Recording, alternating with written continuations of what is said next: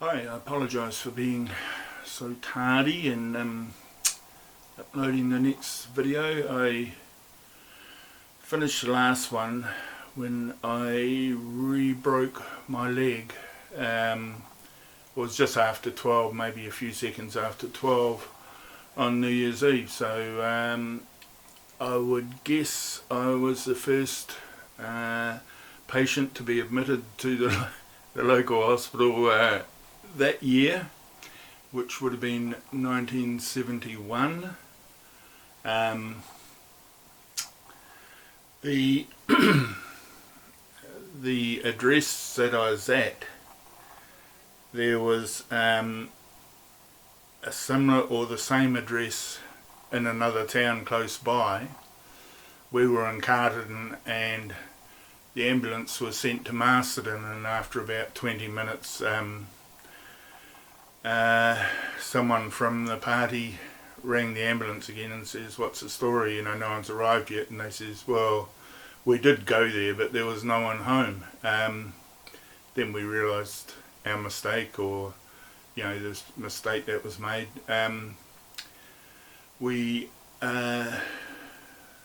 The ambulance arrived not too long after that. I was taken to hospital, and because the first time I went to hospital they were injecting me with pethidine. I guess it was pethidine, a clear liquid. They'd put it in my butt cheek, and it sort of felt pretty good actually. I could feel a warmth going up and throughout my body, and I think in the end I was making up pain just to get another shot. So to stop any of that happening again, I was given Panadine, maybe with a codeine additive or something like that, 2 pills every 4 hours.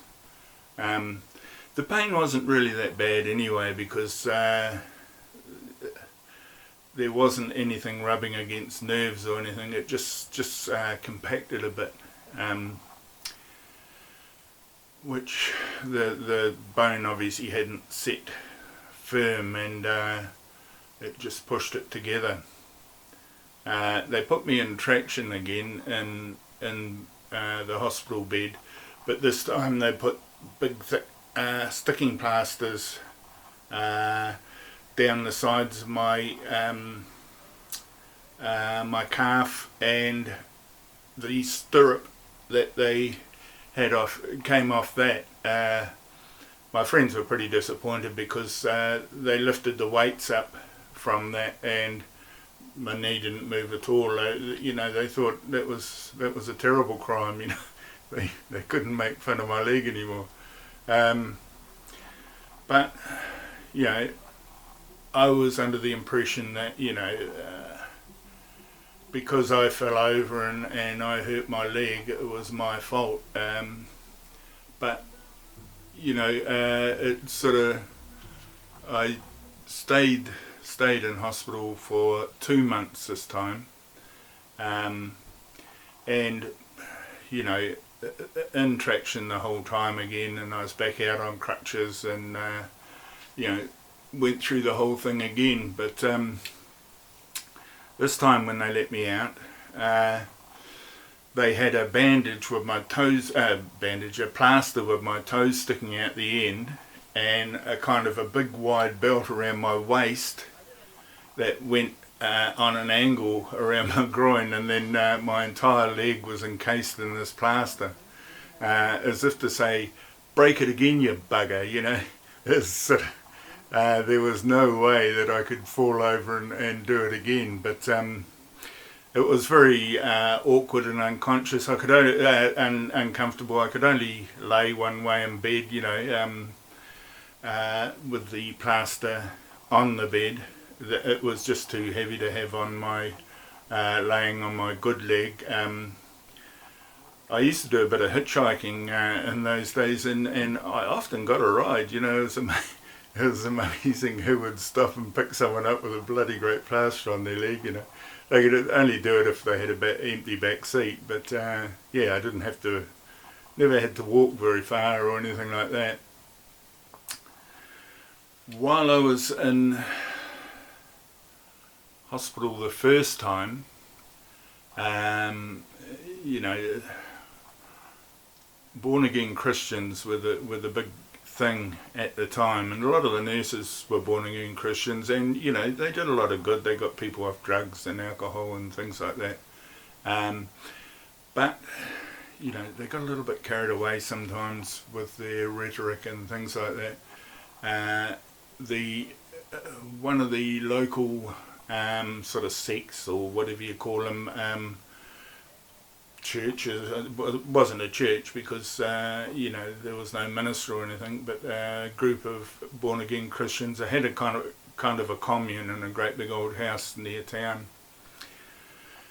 and you know, the leader, his wife was one of the nurses, and she was telling me that you know, they sat around and prayed for, I think it was 4 days and 4 nights, or 5 days and 5 nights, or something like that, and God gave them an international tract. And I thought this was the funniest thing I'd ever heard. I says, God didn't give it to you. Yes, he did, you know. I says, no, someone else gave it to you. No, it was God. It was through God that we got it.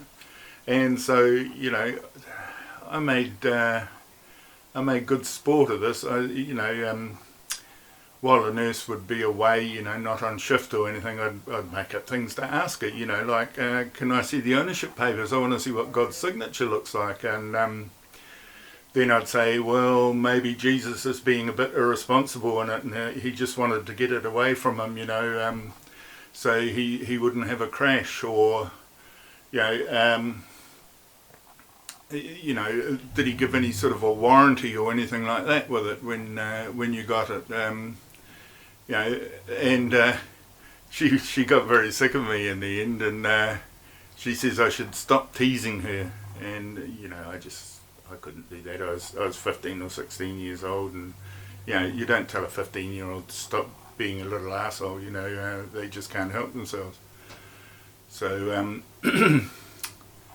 at some stage, when I was probably working it to the best level, there was a visiting time, because I never used to get visitors very much during the week or anything, but this leader from the born again Christians, and his mate, who was almost a giant, you know, and the leader wasn't much smaller than himself, they came to visit me and had a little chat, you know, and there were quite a few threats thrown around and stuff like that, and yeah, I decided that, you know, perhaps I should apologise to this nurse, because I had been really mean to her. And as they were walking out of the building, one of the porters came running up to the ward and says, oh, I hear there's some trouble here, you know. He was waiting around the corner until he could see the guys leaving. He didn't want to get mixed up in it. They were bigger than him, you know. So the nurse and I sort of, we had a kind of a truce, you know, but we didn't talk to each other very much after that. And another time, it was the second time I was in hospital, my friend who was in Borstal with this gang leader, the gang leader was always in Borstal the whole time that I was, before the accident and things like that. But one visiting hour, this great big Maori guy, I'd never seen him before or anything like that, walked in, and he stood there with his arms folded, just staring at me, you know, and looking straight at me, you know. He had all tattoos around his neck, and where a cross was on his chin and had been cut out with a razor blade, and stars on his, you know, lots of facial tattoos and stuff like that. And he was a big guy, you know, no one used to argue with him. And I looked over and I says, oh, g'day. And he just kept staring at me, you know, and I'd try to talk with him, you know, how's it going and stuff like that. He just stared at me the whole time. And then after maybe 5 minutes, I could hear giggling down the hallway, and about 5 or 6 sets of footprints coming along, and that was my friends. That he'd sent this guy in to scare the hell out of me before he turned up, you know. It was, yeah, that was a lot more scary than the born again Christians. That's for real. But yeah, that all came out all right in the end. But anyway, I was in hospital for 2 more months, you know, the second time, and I've got some X-rays I'll show you that were taken of my femur, you know, that was broken.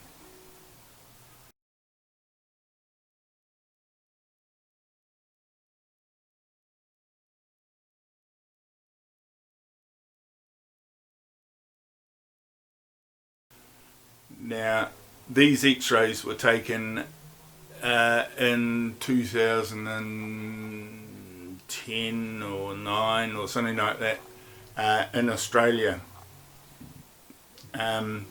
because I got a